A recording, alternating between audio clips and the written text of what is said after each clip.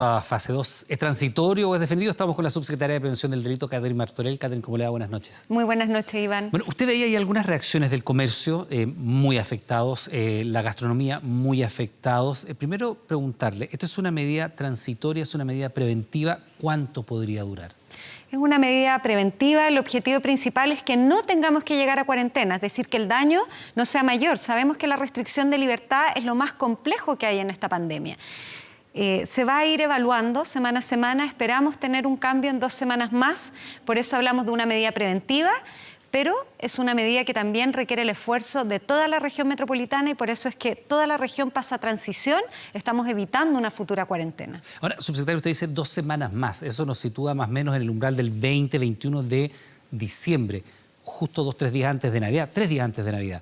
¿Eso no significaría precisamente que la gente va a volver a salir masivamente por las compras de fin de año, por las compras de Navidad, los comercios? O sea, estamos hablando de evaluar en 2 semanas más, no de alguna decisión. Por lo tanto, la primera sugerencia es no pensar que esto tiene un límite porque todo va a depender de cómo se comporta la enfermedad. Y también es importante recordar que tenemos un plan de Navidad y ese plan no se va a ver alterado por esta decisión que se ha adoptado en la región metropolitana. Hay muchas comunas del resto del país que están en fase 2 hace tiempo, otras en fase 1. Y por lo tanto, si bien a veces se cree que Santiago es Chile, eso no es real.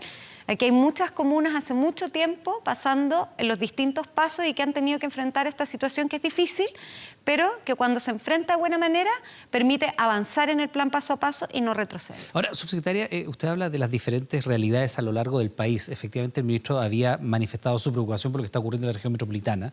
De hecho, en las últimas jornadas aumentó en un 18% la cantidad de contagios y llevamos 3 semanas o casi un mes con muchos casos activos. Pero también hay preocupación por lo que ocurre en la región de Valparaíso, por lo que ocurre en la región del Biobío. ¿Se podrían también implementar estos retrocesos a fase 2 también regionales en regiones como esa? Bueno, tenemos, por ejemplo, en la región del Biobío todo el Gran Concepción, sí. O sea, 10 comunas con toque de queda desde las 8 de la noche. En la región de Magallanes, por ejemplo, llevamos mucho tiempo con cuarentena, en Punta Arenas, en Natales, hoy día se suma Puerto Williams. Se están trabajando todas las regiones con sus propias realidades también. Hay regiones que tienen medidas muy particulares dentro de su propia región. Tenemos otras comunas que también están con toque de queda adelantado y por lo tanto se está mirando la realidad de cada una de las regiones, de las comunas, su comportamiento y en base a eso tomando decisiones para evitar que aumenten los contagios. Subsecretaria, le escuchábamos a usted recién en la nota que antecede esta entrevista explicar el tema de las clases y para muchos apoderados y apoderadas, mamás, papás, resulta poco comprensible que si se decreta este retroceso es por un riesgo sanitario, sigan abiertos los colegios. ¿Por qué siguen abiertos y en qué condiciones? Lo que ha explicado el ministro Enrique París es que no han existido contagios en este contexto y que, por lo tanto, aquellos colegios que ya abrieron, que recordemos que esto es voluntario, sí, se mantengan en esa apertura. Estamos hablando no solamente de colegios, sino también de jardines infantiles e inclusive algunas universidades que han abierto de manera presencial. Ahora, subsecretaria, esta transición, este paso 2 es distinto del que conocimos tiempo atrás, ¿no? Entonces, ¿qué es lo que se puede hacer y qué es lo que no se puede hacer? Qué buena pregunta. Lo que pasa es que la gente, claro, va a decir, bueno, voy a tener que empezar a sacar permiso todos los días. ¿Cuándo va a haber estas restricciones? ¿Qué es lo que se puede realizar y qué no? Ya, lo más importante es que en la semana no tengo que sacar ningún permiso. Para nada. ¿Ya? Para nada, para movilizarme dentro de la región. No está permitido los viajes interregionales. O sea, esto de Santiago a la región de Valparaíso se acabó, porque eso era uno de los focos de conflicto. Exactamente, eso se acabó. Es decir, me puedo mover de lunes a viernes libremente, sin contar el horario de toque de queda, que se mantiene tal cual como está, dentro de las comunas de la región metropolitana que están todas en fase 2. ¿Qué disminuye? Disminuyen los aforos. En lugares cerrados, máximo 10 personas. En lugares abiertos, máximo 20 personas. No están permitidos los gimnasios, eso lo habían preguntado mucho. ¿Se puede realizar deporte? Sí, pero en lugares de libre tránsito, abiertos, máximo 10 personas y con distanciamiento social. Pueden abrir los restaurantes, solo las terrazas, pero es importante recordar que el delivery sigue funcionando normalmente como lo hacía incluso cuando estábamos en cuarentena. Eso es de lunes a viernes, porque los fines de semana...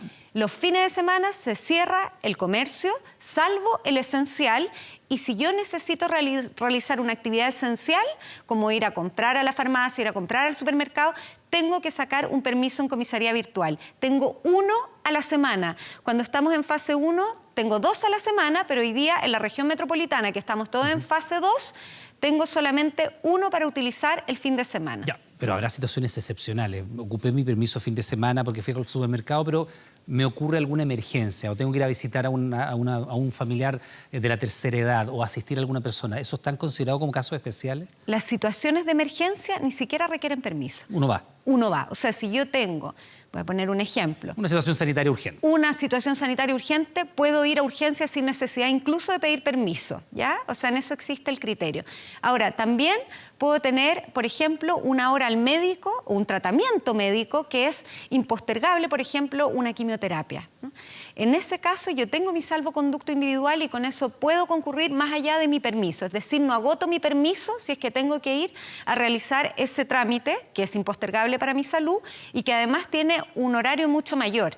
Lo mismo pasa con la mudanza. La mudanza dura 24 horas el permiso y lo puedo realizar sin ningún problema, pero son salvoconductos individuales. Y esos son los que me permiten funcionar de manera aparte al permiso que yo obtengo en comisaría virtual para realizar los otros trámites. Ahora, subsecretaria, ¿ha habido de alguna manera señales que son, si usted quiere, no sé si contradictorias, pero hay como si hubiera dos almas dentro del gobierno para mirar esto? Porque por un lado el ministro París ha dicho que él no es muy partidario de las cuarentenas en general, ¿no? Porque terminan después de largo tiempo no siendo muy efectivas. Vamos a volver a cuarentena los fines de semana en la práctica, en la región metropolitana. Está la situación del presidente Piñera paseando en Cachagua, que él mismo se autodenuncia, pero que ha generado evidentemente mucha crítica. Está, por ejemplo, la promoción de los viajes de los adultos mayores nuevamente, que van en buses, hay incluso un caso de contagio importante, van en buses, son población de riesgo. Entonces, estas señales que se han dado, ¿cómo las tendría que interpretar la ciudadanía? Vamos aclarando de a uno. En el caso de los viajes que estaba realizando Cernatur, esos eran viajes interregionales y que fueron suspendidos, antes incluso de que ocurriera esta situación. ¿Fue una mala decisión esa? De autorizarlos o de favorecerlos, pensando que es un viaje en bus, varias horas, personas de la tercera edad, grupo de riesgo. Se habían establecido protocolos sanitarios. Con lo que ha ocurrido ahora quedó demostrado que no era una buena idea y la verdad es que se suspendieron incluso antes de que esto ocurriera, ¿no? En el caso de los viajes con adultos mayores dentro de la región, esos sí están permitidos con muchos protocolos sanitarios durante el mismo día sin ir a pernoctar a ningún lado, pero por supuesto ahora que estamos en fase 2 ya no es posible realizarlo, ¿cierto? Y creo que lo importante aquí es que las señales son que la salud es lo primero, que tenemos que trabajar todos en conjunto y en el caso de las situaciones en que autoridades han cometido errores, no solamente el presidente, se han pedido disculpas e incluso en el caso del presidente, él mismo no solo pidió disculpas, sino que además se autodenunció. Eso también es una señal y yo creo que hoy día lo importante es que comprendamos que más allá del cansancio que nos genera esta cuarentena a todos, las cuarentenas sí han permitido disminuir los casos y eso es cosa de mirar cómo se ha comportado la pandemia dentro de nuestro país. Subsecretaria, hay evidentemente un sumario sanitario producto de la autodenuncia que hace el propio presidente por haber estado en Cachagua, en la playa sin mascarilla, y usted habla de las señales públicas. La multa o la eventual sanción que pudiera derivar de este sumario también debería ser una señal pública, en el sentido de que somos todos iguales ante la ley y si una persona comete una falta al Código Sanitario debería ser multado. O sea, el procedimiento administrativo es sumamente claro en ese sentido y por lo tanto existe un procedimiento que termina con una sanción y esa sanción es una multa. Y aquí todas las personas que han sido sometidas a procedimientos sumarios han terminado con algún tipo de sanción, salvo que se demuestre que no tenían ningún tipo o que no son culpables, digamos, de la situación. Pero aquí hay una autodenuncia, por lo tanto, por supuesto, va a terminar con una sanción. Creo que lo importante en esto es señalar, y fue el mismo ministro París el que lo dijo en su minuto, lo escuchamos ayer también cuando lo dijo, él recomendaba esta autodenuncia, eso ocurrió por parte del presidente y creo que finalmente, insisto, todas las medidas que se han ido adoptando han sido difíciles, son complejas las restricciones de libertad, son sumamente difíciles de entender, pero son las medidas que nos han permitido ir avanzando y disminuyendo los casos. Y esto acompañado, por supuesto, de la trazabilidad, el aislamiento, el testeo. Chile es un país que ha dado ejemplos de testeo y todo eso nos ha permitido también mantener de alguna manera los números un poco más bajos este último tiempo, pero es por eso es que es tan importante que cuando apreciemos un aumento inmediatamente se tomen las decisiones, y por eso es que se decide retroceder a la región metropolitana completa en un acto que es bastante solidario, porque hay comunas que no tienen malos indicadores, pero sabemos que si hay algunas comunas que se mantienen en libertad y otras que están restringidas, vamos a tener circulación y desplazamiento hacia las que están con el comercio abierto, y queremos evitar esas aglomeraciones, evitar esos contagios, y por lo tanto actuar en la región metropolitana en su conjunto. Subsecretaria Catherine Martorell, muchas gracias, que tenga buena noche. Muchas gracias, Iván. Vamos a regresar ahora a